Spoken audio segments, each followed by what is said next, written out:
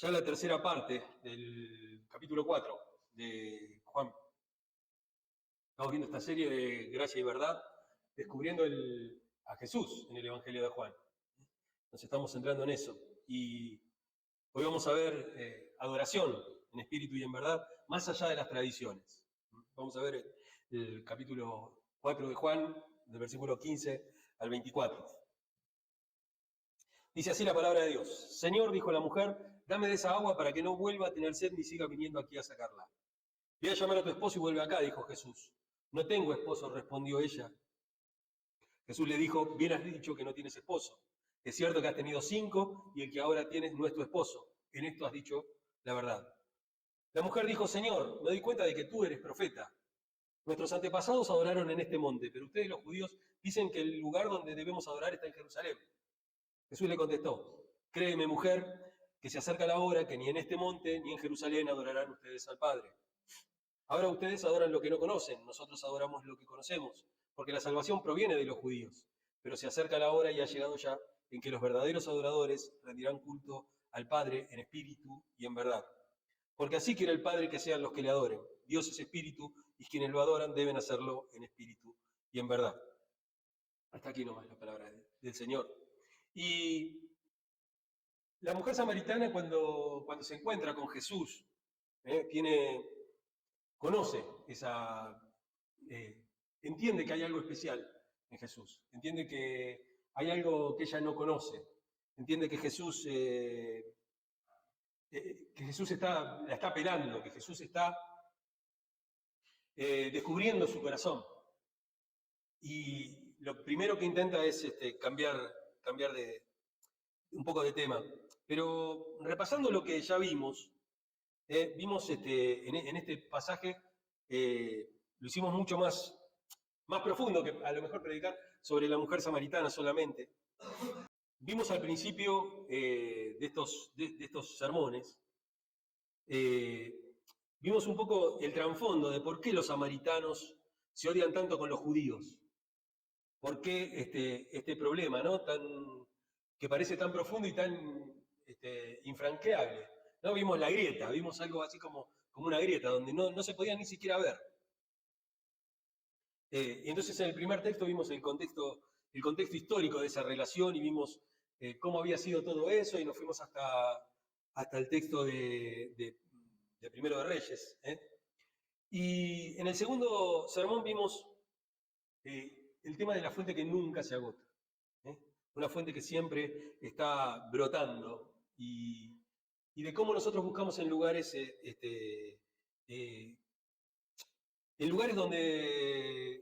donde no vamos a hallar esa agua. Buscamos parches mágicos, vendas mágicas. El profeta Isaías lo dice, ustedes condena al pueblo de Israel porque dice, ustedes cosen vendas mágicas. ¿No es cierto? Había unas vendas especiales que se cosían en honor, por lo general, podría ser Diana, porque Astarte y todas esas cosas que tenía, o Acera, que estaban en el Antiguo Testamento, es la misma diosa Diana que fue cambiando de nombre y que fue a lo largo del cielo y fue convertida por lo general se le llamaba Reina del Cielo, ¿no? Título que hoy tiene María, ¿no?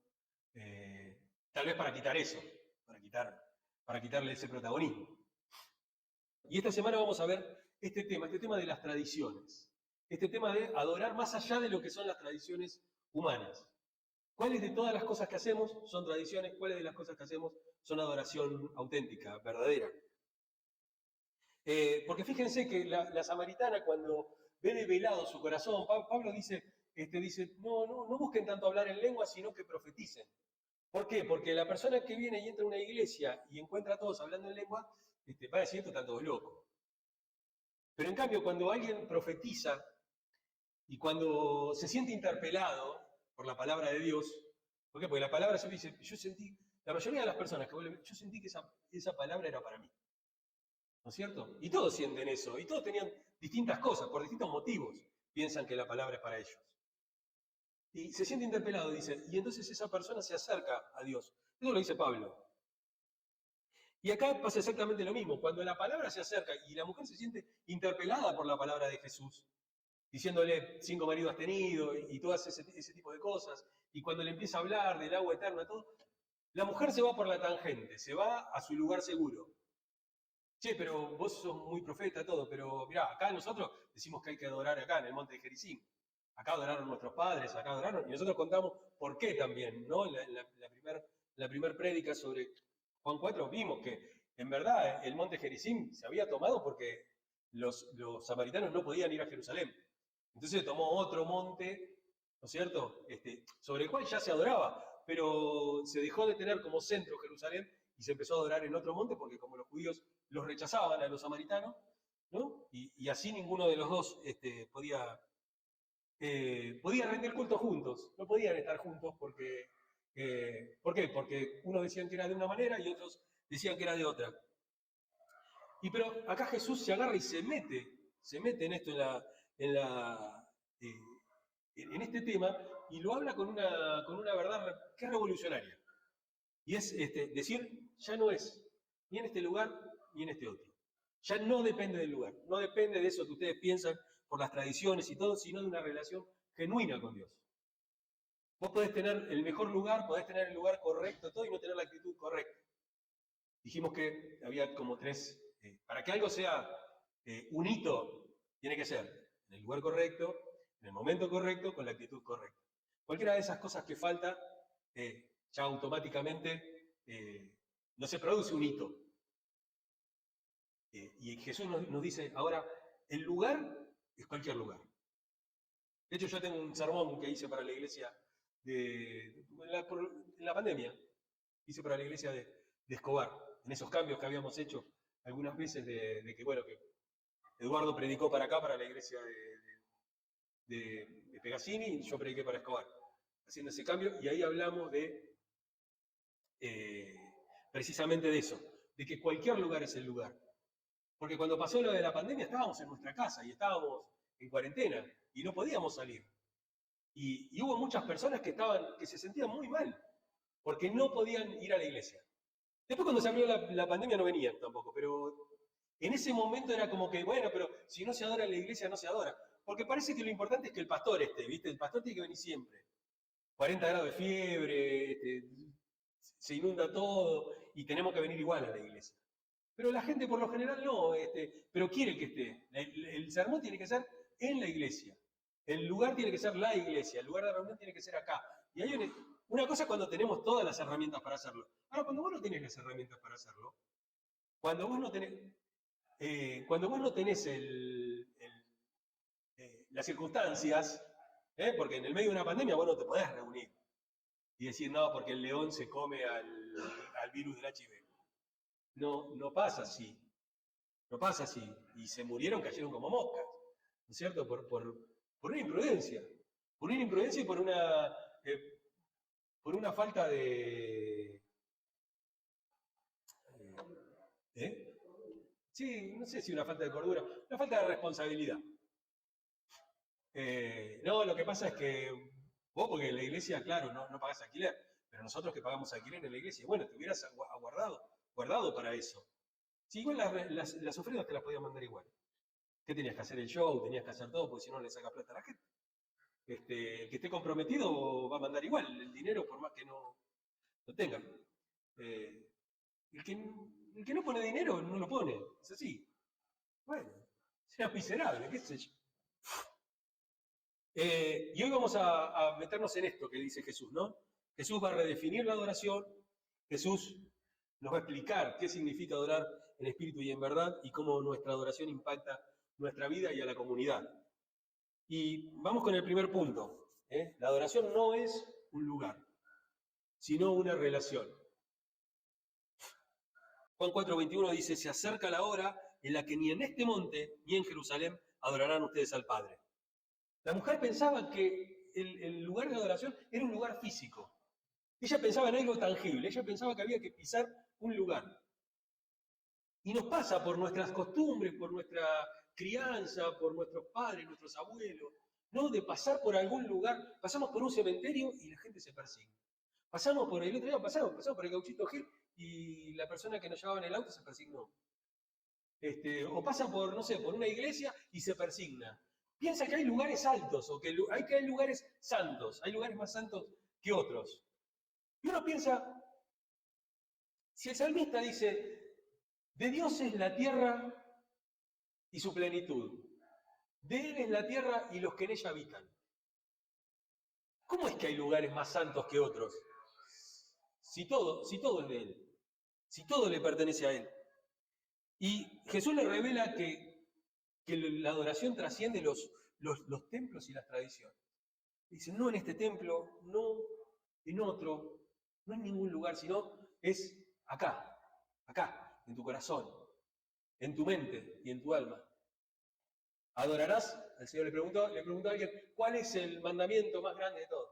Adorarás al Señor tu Dios con todo tu corazón, con toda tu mente y con todas tus fuerzas. ¿A dónde hay un lugar geográfico ahí? ¿Hay algún lugar geográfico en eso? ¿Hay algún lugar? Adorarás al Señor en el monte de la roca, adorarás al Señor en la capilla, ¿Hay algo de eso? Y estamos en el mandamiento principal de la fe judía, de la cual nosotros somos herederos. Pero ellos pensaban, fíjense cómo a pesar de que eso está muy fresco,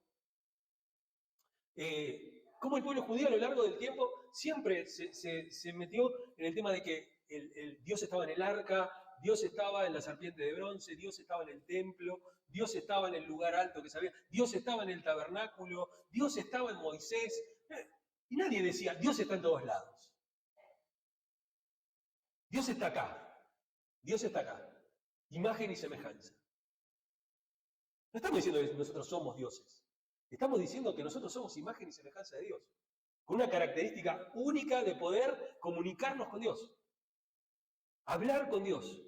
Como quien habla con un amigo, como quien habla con... Nada, no hace falta nada. Y Jesús le viene a romper esa estructura de tradición, y pensamos en esto. Pensamos en si estamos limitando nuestra adoración a un lugar, a un día, a una hora, o nuestra adoración la vivimos en nuestro vivir cotidiano, en nuestra vida diaria. O estamos esperando el domingo nada más, o esperamos el miércoles, o esperamos el momento no, porque yo a la mañana me hago mi devocional, o a la tarde yo tengo mi hora de lectura de Biblia. O ese es el momento de la adoración solamente. O sea, quiere decir que durante las otras 22, 23 horas vos no adorás al Señor. No lo tenés en cuenta. Y no quiero decir que hay que dejar de hacer el devocional, o tener la hora, o tener algún momento de oración. Pero digo, después, durante el resto del tiempo, ¿Dios está presente o no está presente? Y dice Justo González es un teólogo que habló mucho y escribió mucho sobre la historia de la Iglesia.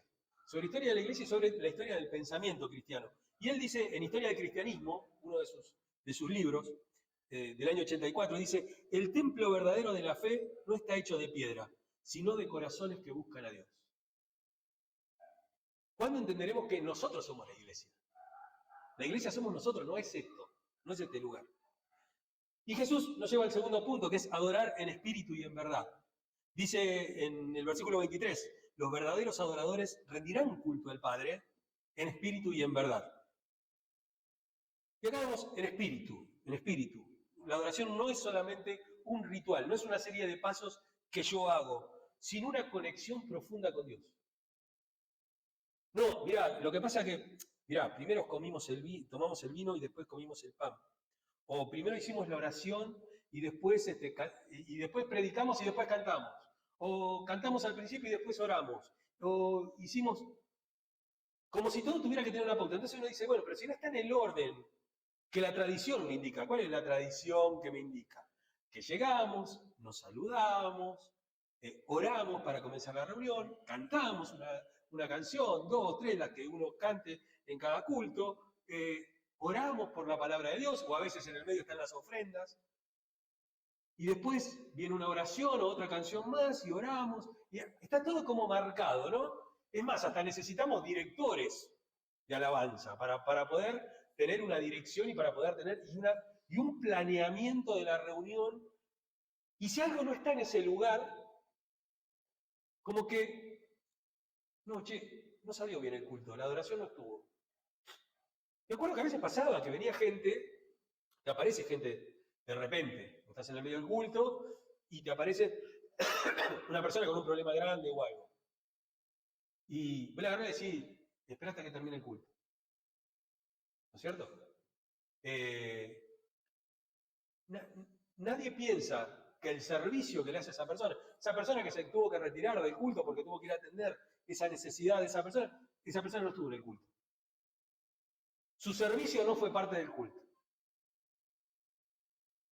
¿Pero por qué? Porque estamos acostumbrados a ese tema de las tradiciones. Y no es un ritual, es una comunión profunda con Dios. Y dice, en espíritu y en verdad. No se trata de emociones vacías, sino que se trata de una fe basada en la revelación de Cristo. No es en el aire, no es algo que... sí, esta canción me emocionó muchísimo. Ahora no tengo el piano, pero me acuerdo cuando teníamos acá el teclado, yo muchas veces se los enseñé que con 2 acordes uno podía crear un clima de adoración, y la gente pensaba, ¿viste? 2 acordes son nada más. Con esos 2 acordes como que el clima se iba formando y todo. Y digo, pero eso te lo puede provocar, no sé, el recital de Iron Maiden. ¿Entendés? O ese tipo de cosas, porque la música realmente tiene esa característica y por eso se utiliza también para la adoración, porque es un elemento, porque es un instrumento que uno utiliza para adorar a Dios. Pero si no hay una verdad detrás de eso, si Cristo no está, si la revelación de Cristo no está detrás de eso, no hay verdad. Yo soy el camino y la verdad y la vida. Él es la verdad. Si Cristo no está en el medio, las canciones pueden ser muy emocionantes, puede haber mucha emoción, pero no hay una verdadera adoración, porque la adoración tiene que ser en espíritu y en verdad. Y pensaba en qué ejemplo, ¿no?, de estas cosas. Si un árbol fuerte no depende del clima, de las circunstancias. En el medio de un temporal, un árbol fuerte se demuestra por las raíces. Por cuán profundas y cuán agarradas están sus raíces a la tierra. Así debe ser nuestra adoración, enraizadas en Cristo. Porque también el árbol del pantano, el árbol que está en un terreno medio flojo, o el árbol que está en la arena, y viene un viento grande y lleva, te lo lleva. Pero ¿qué hay del árbol que sus raíces están metidas entre la roca? Ese árbol no se mueve, ¿no? Y ahí es donde tenemos que tener nuestras raíces. Nuestras raíces tienen que estar en Cristo, no en el ritual y no en la emoción, sino en Cristo, en Cristo. Y un gran teólogo que fue exonerado de la iglesia, no exonerado, no me acuerdo cómo es la palabra, que fue expulsado de la iglesia católica, se le ordenó mantener silencio, se le ordenó no escribir más, se le ordenó no enseñar más, no podía predicar más. Teilhard de Chardin. Hay un libro muy bonito de él que se llama El fenómeno humano. Gracias a Dios tenía un sobrino o una sobrina, no recuerdo bien eso. Tiene un sobrino, una sobrina, que heredó todas las obras de él. Y ella las publicó. Publicó todas las obras de Teilhard. Por eso tenemos, por ejemplo, el fenómeno humano de él. Una persona muy, muy, muy sufrida. Y él dice, la verdadera adoración no es un acto externo, sino un reflejo del alma que busca lo eterno. La verdadera adoración no es un acto externo, sino un reflejo del alma que busca lo eterno. El alma busca lo eterno, eso es lo que realmente... No es algo externo, no es algo que tenga que ver con las circunstancias, tiene que ver con las raíces, como hablábamos recién. Y el último punto y el último, mira, corta la predicación. Pero la adoración transforma nuestra vida y transforma también nuestra comunidad. Nuestra comunidad. Y nos vamos a salir un poquito de Juan y vamos a Romanos capítulo 12, verso 1. Dice, presenten sus cuerpos como sacrificio vivo, santo y agradable a Dios. Presenten sus cuerpos como un sacrificio vivo. Vivo. Muerto para el mundo, vivo para Dios, vivo para Cristo. No es el becerro que van y lo agarran, lo tienen que atar de una pata, de la otra, cuatro patas, arriba del lugar del sacrificio, y ahí lo van a sacrificar. Sino, dice Pablo, ustedes preséntense, ustedes mismos, como sacrificio vivo. No sacrificio para morir, sino sacrificio para vivir. Con su vida preséntense continuamente como un sacrificio. Como lo dice él mismo en Gálatas 2:20, ¿no? Ya no vivo yo, sino vive Cristo en mí. Con Cristo fue justamente crucificado. Ya no vivo yo, sino vive Cristo en mí. Y pensamos en esto, ¿no? En esa adoración que es presentar nuestros cuerpos vivos. La diferencia entre pensar que la adoración es cantar u orar y que no tiene nada que ver con la obediencia. Que la adoración tiene mucho más que ver con la obediencia que con el canto, que con toda la parte cúltica. La adoración tiene que ver más que nada con obediencia, con una obediencia a Dios. Y la mujer samaritana pasa de esa conversación teológica, una conversación que tiene que ver, bueno, cómo son las cosas, si es acá, si es allá, a una transformación personal. Ella siente que esas palabras que la apelan la transforman, le cambian su forma de ser. Y nos preguntamos, ¿nuestra adoración nos lleva a vivir de una manera diferente? ¿O simplemente es un rito? ¿Simplemente es una tradición? ¿Simplemente es un momento de lavado de culpas?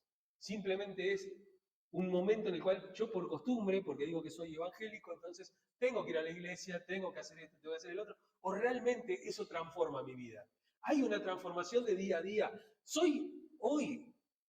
Tengo una relación un poquito más profunda con Dios que ayer. Si yo miro a lo largo del tiempo, ¿hay una transformación o no hay una transformación?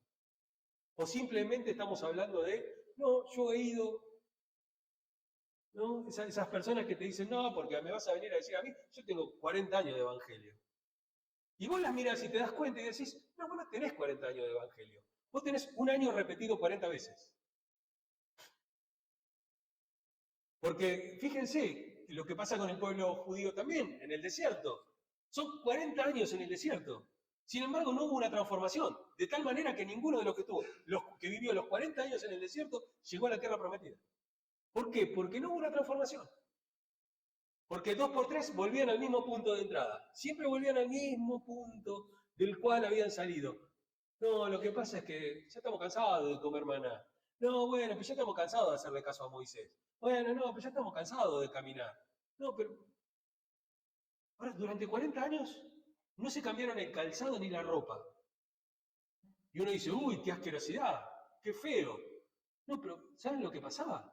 La ropa no se gastaba y el calzado no se gastaba. No se gastó durante los 40 años. Necesitamos esos pantalones, ¿no? Necesitamos esa ropa. Pero es que así, pero Pablo lo dice de esta manera.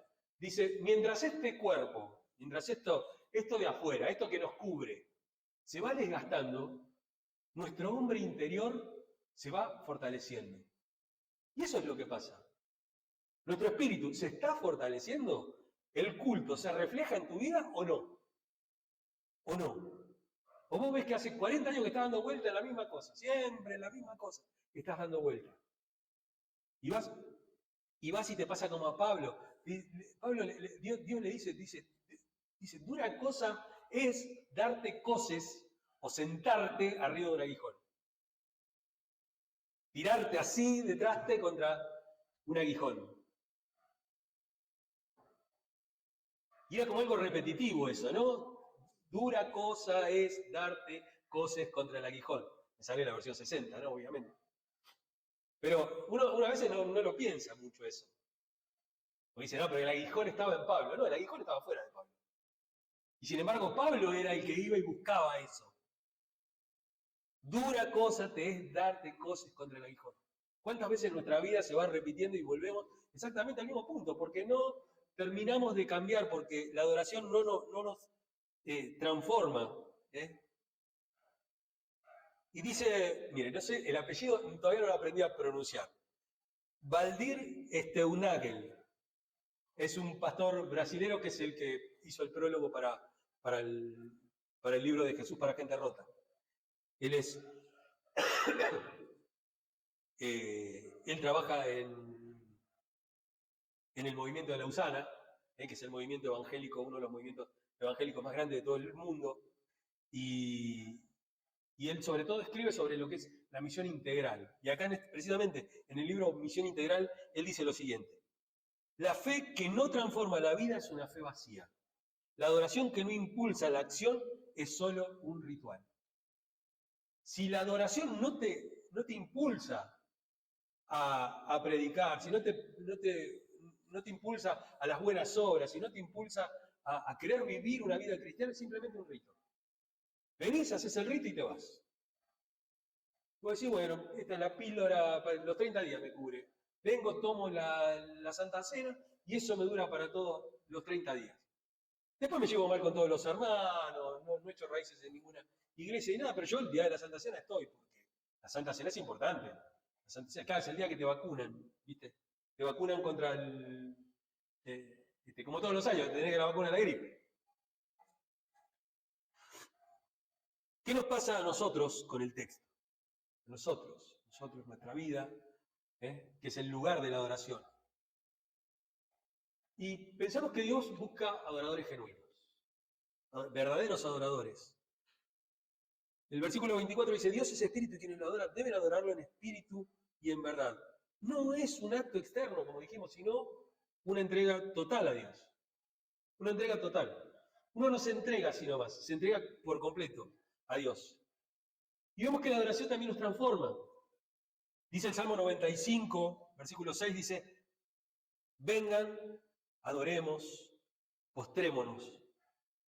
Hay una actitud, una actitud. Primero, fíjense que el salmista habla de una colectividad. Habla de algo individual, algo que pasa, porque uno obviamente uno adora y lo adora por dentro, por su espíritu. Es algo muy, muy introspectivo, muy de adentro de nuestra vida, pero nos llama a hacerlo en comunidad, en una comunidad. Como siempre decimos, no se puede hacer desde afuera. No, eso es mentira, y hay que echar por tierra las mentiras. Es mentira eso de estoy bien con Dios, pero estoy mal con la iglesia. Si vos estás mal con la iglesia, estás mal con Dios. Porque no hay otra forma de experimentar a Dios más allá de la comunión. Porque cuando abrazo, abrazo con los brazos de Dios, y cuando consuelo, consuelo con el consuelo de Dios.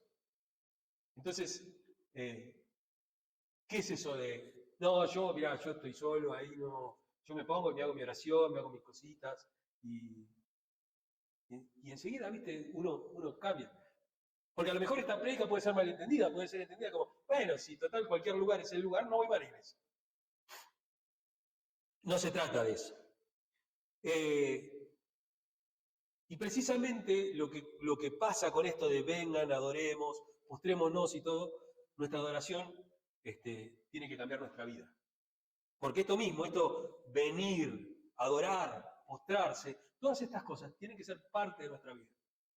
Pero yo lo que pasa es que en el momento que estoy en el trabajo no me puedo postrar. Obvio, es obvio. Pero no tiene nada que ver la posición. Es algo de adentro. Es algo de adentro. Al corazón contrito y humillado. Y el corazón contrito y humillado no es un corazón que se da vuelta o que se vuelca porque te va a agarrar un infarto. El corazón sigue latiendo de la misma manera y todo, pero está hablando de algo interno, algo que cambia. Hay una cosa de estar contrito, de estar humillado, de estar postrándose, pero que tiene que ver con una actitud de vida. Ni siquiera con una actitud de un momento, es una actitud de vida, es constante. Y lo último es que nuestra adoración debe impactar a otros. Sí o sí debe impactar a otros. ¿Qué está pasando que no impacta? Que no impacta. Tiene que ver también con unas cuestiones de un exceso de oferta. También, ¿no? Hay una oferta, sobre todo la iglesia evangélica, hay una oferta muy grande. Y dice, no, pero yo ya fui y la verdad que lo que vi no me gustó, y yo ya la verdad que una porquería, o me quisieron sacar la plata, o me hicieron tal cosa, o me subestimaron, o me hicieron esto, me hicieron lo otro, porque no. Bueno, pero esa es una iglesia, es una parte del cuerpo, o no. Hay iglesias que no son iglesias. Pueden predicar el evangelio y no ser iglesias, porque están predicando otro evangelio, otra cosa, donde el centro no es Cristo, donde el centro soy yo. Donde el centro es ir para que yo sentirme bien, porque yo me quiero sentir bien. Yo quiero que me digan que yo lo que estoy haciendo, bueno, no importa. Vos tenés que crear la mejor versión de vos mismo. Vos tenés que hacer esto porque así vas a cambiar, entonces vamos y vamos a la reunión de jóvenes y la reunión de chicos, y después está la reunión de adultos mayores, y la reunión de matrimonios, y está la reunión de los solteros, y está la reunión de... O sea, hay un evangelio para cada uno. Bueno, pero es para que ellos se sientan parte. Si no te sentís parte en el sermón, si no te sentís parte en la palabra, si no te sentís parte en la adoración, no te vas a sentir parte en ningún lado. Estás yendo a ser sociales. Hay lugares más divertidos que la iglesia para ser social. Es así. No, lo que pasa es que tenemos que buscar de cómo atraer a las personas. Y es que Jesús tiene una fuerza centrípeta, no centrífuga. Él dice, yo los atraeré a mí. Él los atrae. Él los atrae. Y Él es el que llama. A lo mejor utiliza mi voz. A lo mejor utiliza algo que yo escribo. A lo mejor utiliza algo que vos decís. Pero es su voz. ¿Y sabes qué? Las ovejas de Él reconocen su voz. Y van a Él y Él les da vida eterna. No vos, no yo, no el sermón, no la iglesia. Jesús les da vida eterna. Y ahí se produce ese cambio profundo que ninguno de nosotros puede hacer. No estamos acá para predicar moralidad. No estamos acá para predicar que no te cuelgues de la luz, que tengas tu negocio en blanco, que no tengas problemas con el vecino, que cumplan las 8 horas de trabajo. Que no estamos tratando de cambiar eso. Estamos tratando de que Jesús, o que vos puedas escuchar a Jesús, y que puedas ser atraído, y que Él te transforme. Después todas las demás, esas cosas son normas de convivencia, acuerdos de Estado, de sociedad, son esas cosas. Pero no estamos para eso, estamos para predicar el Evangelio. Porque para las demás cosas el mundo está ahí para ofrecerte cambiar esas cosas. Por eso, fíjense que dice Mateo 5:16, así alumbre su luz delante de los hombres. Necesitamos cambiar lo demás, pero por medio del Evangelio. Y fíjense esto, ¿no? La mujer samaritana llevó su experiencia a su comunidad. ¿No será esto? ¿No será este el Cristo? Ella llevó su experiencia de adoración, su cambio, su transformación, lo llevó a su comunidad. Dijimos la semana pasada que de la vergüenza a proclamar el Evangelio. De ser una persona que le esquivaba al resto de la sociedad, cuando ella se siente transformada, va y busca a la misma sociedad a la cual estaba esquivando. ¿Estamos haciendo lo mismo? Y dice Samuel Escobar, en La fe evangélica y los desafíos del mundo contemporáneo, dice, el verdadero acto de adoración es permitir que Dios nos transforme y nos envíe a transformar al mundo. Necesitamos que Dios nos transforme. Ese es el verdadero acto de adoración. Dejar que Dios te transforme. Dejar que Él te transforme. Y desde allí, desde ese punto, poder transformar al mundo. Nos envíe a nosotros como agentes de transformación del mundo. Tenemos que reflexionar en estas cosas. Tenemos que pensar en estas cosas. A veces tenemos que apagar un poquito las luces del show de la iglesia y de pensar en la iglesia como eso, y de pensar en el éxito, pensar en esas cosas y empezar a pensar si realmente estamos siendo transformados. Y pensar también eso, y pensar si algunas iglesias que supuestamente son tan ungidas, tan fuertes espiritualmente y tan arrogantes y tan que se llevan el mundo por delante y tan que pelean con los demonios y todo, ¿qué tipo de cristianos están produciendo? ¿Cristianos transformados? ¿Cristianos que realmente son agentes de transformación para el mundo? ¿O están promocionando solamente un producto? ¿O es solamente eso? ¿Es solamente vender este producto? Es un negocio piramidal, donde vos tenés que traer a 12 y 12 tienen que traer a 12 más y 12 más y entonces vos vas elevando. Ese es el sistema G12, que no es ni más ni menos que Herbalife. Pero es un sistema que utilizan muchísimas iglesias. Y hasta que no desterremos esas cosas de nuestras iglesias van a seguir produciendo más carne, produciendo cada vez cristianos menos comprometidos con la sociedad, menos comprometidos con el mundo que los rodea, menos comprometidos con la justicia. Entonces, no vamos a tener una iglesia que predique el reino de Dios o que viva el reino de Dios. Si empezamos a predicar el verdadero evangelio, vamos a tener una iglesia que predique y que viva el reino de Dios y su justicia. Las dos cosas. La una no se da sin la otra. La una no se da sin la otra. La otra son promesas de campaña. Predicar solamente el reino de Dios es promesa de campaña.